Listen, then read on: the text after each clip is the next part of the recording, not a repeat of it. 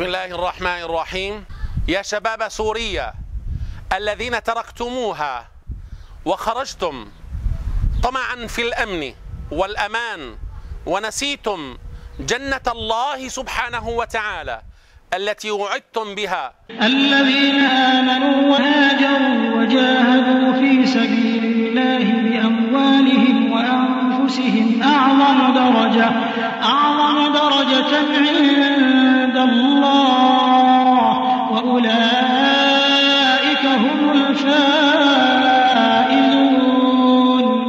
يبشرهم ربهم برحمة منه ورضوان وجنات لهم فيها نعيم مقيم. ينبغي أن تعلموا أن سوريا هي قلب بلاد الشام التي امتدحها الحبيب المصطفى صلى الله عليه وسلم، وهي تناديكم عند حاجتها إليكم. لقد اجتمعت ملة الكفر الروس والإيرانيين والنظام الفاسد وغيرهم من دول الكفر قاطبة، اجتمعوا لضرب أهل السنة في سوريا. أين خرجتم؟ يا شباب سوريا أدعوكم للعودة إلى أرض الرباط، إلى بلاد الشام، لتدافعوا عنها، لتدافعوا عن أعراضكم، لتدافعوا عن قيمكم، لتدافعوا عن دينكم.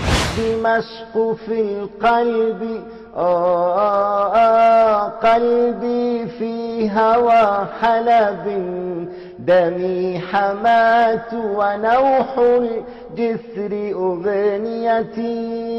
ماذا تفعلون في المخيمات؟ ماذا تفعلون في دول الشتات؟ ركبتم البحر وعرضتم أنفسكم للهلاك.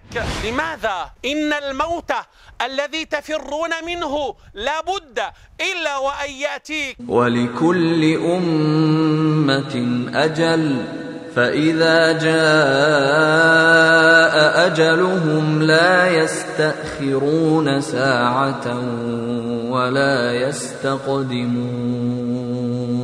أنا أقول لأحبتي في سوريا أنتم مرابطون، ولو أنك جلست في بيتك فأنت مرابط. أسأل الله أن يتقبل منك وأن يبارك فيك وأن يدحر العدا عن سوريا وأن يعلي رايتها، إنه أكرم مسؤول سبحانه.